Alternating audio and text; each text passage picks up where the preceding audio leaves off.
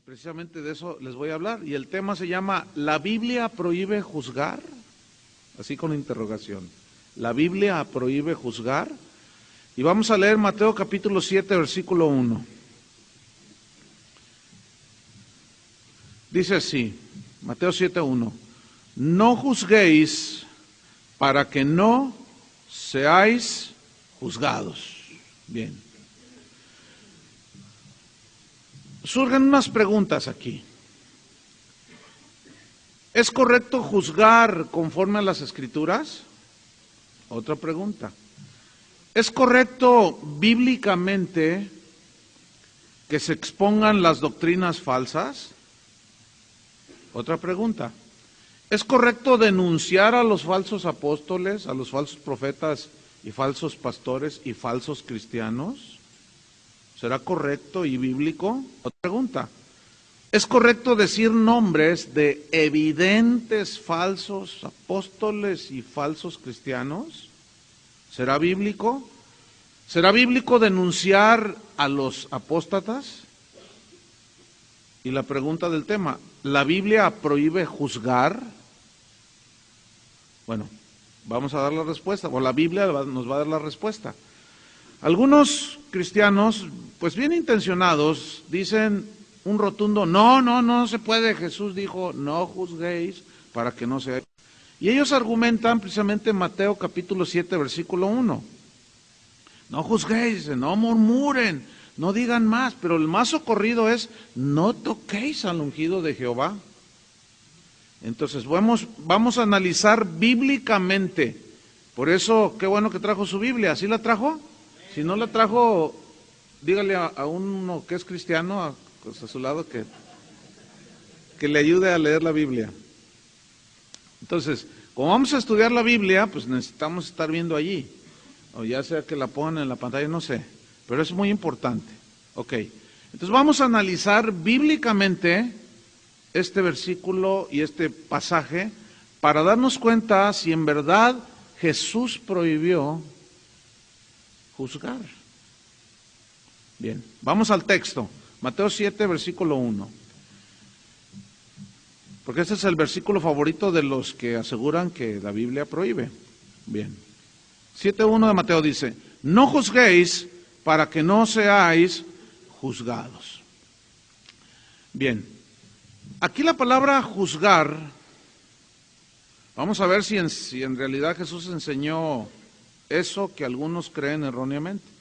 Aquí la palabra juzgar se traduce de una palabra griega. ¿Por qué es importante ir al idioma original en el que se escribió la Biblia? Es importante porque tiene un lenguaje mucho más amplio para describir las palabras y los conceptos. No en balde, cuando se escribió el Nuevo Testamento, lo escribieron en griego, que era el idioma más pues rico, ¿sí? Entonces, cuando nosotros vamos al idioma en el que se escribió la Biblia, nos enriquece el conocimiento y nos aclaran muchas cosas.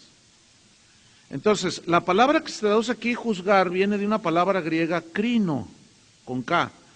Y krino tiene varios significados como los siguientes. Significa saber distinguir los asuntos.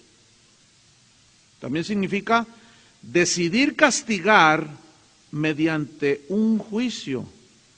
También significa resolver un asunto. También significa dar un veredicto mediante un justo juicio. Y también significa hacer juicio para aplicar justicia.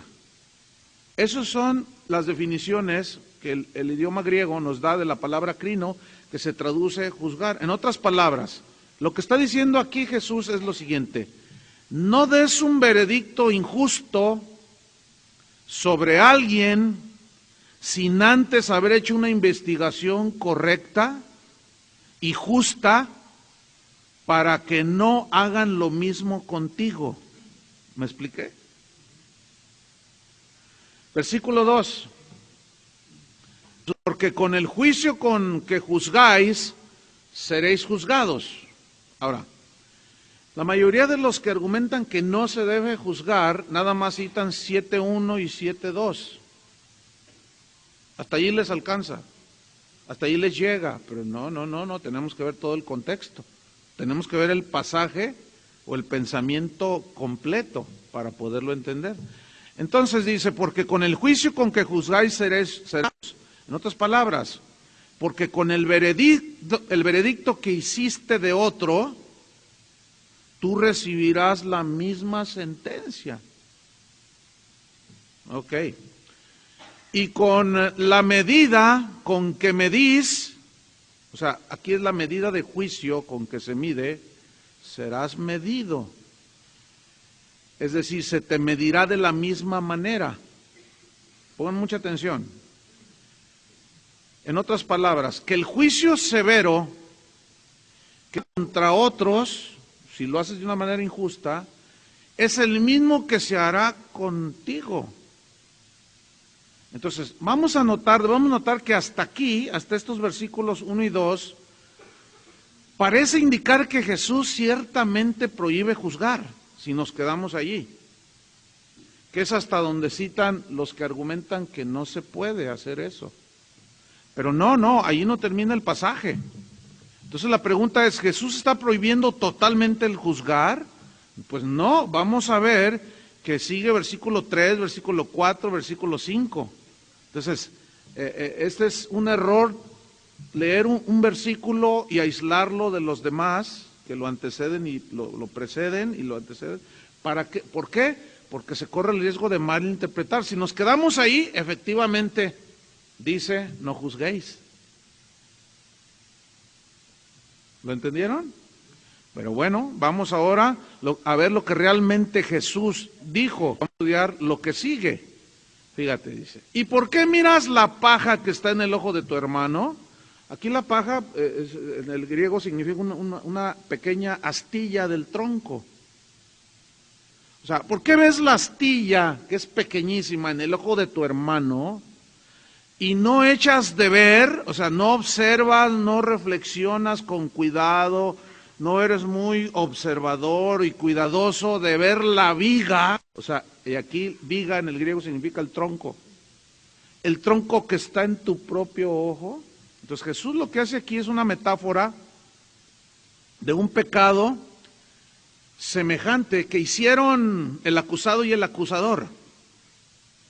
Los dos hicieron el mismo pecado, pero en el acusado se ve como una astilla, y en el acusador que está allí juzgando y condenando se ve como un tronco. Así lo ve Dios. ¿Por qué? La respuesta es la siguiente: porque el acusador juzgando y condenando algo que también él hizo. Díganme si lo están entendiendo. Por ejemplo, alguien comete adulterio. Entonces, alguien, algún líder, el pastor, el apóstol o otro hermano, se da cuenta que aquel hermano, que aquella persona o que aquel, etcétera, cometió pecado de adulterio. Entonces se indigna. Dice, ¿cómo es posible? La santidad a Dios. Pero él también está en adulterio. Entonces empieza a juzgar al otro y le dice, te vas a ir al infierno y arrepiéntete. Y a eso se refiere Jesús. No juzguéis para que no seáis juzgados, porque con el mismo juicio con que medís, serás medido. Otro ejemplo. Si para el apóstol, ¿verdad? El predicador, el maestro, el hermano, y dice, hermanos, no roben a Dios. Diezmen, porque el que no diezma roba a Dios, y el que está hablando no diezma. Y está mandando a todos al infierno. Sería bueno preguntarles a todos esos apóstoles o pseudoapóstoles que enfatizan tanto en el dinero, si ellos diezman. Exigen el dinero de la gente, pero ellos mandan a todos al infierno, pero ellos mismos están haciendo eso. Entonces, fíjate el versículo 4. ¿O cómo dirás a tu hermano? Déjame sacar la paja de tu ojo y he aquí la viga en el ojo tuyo.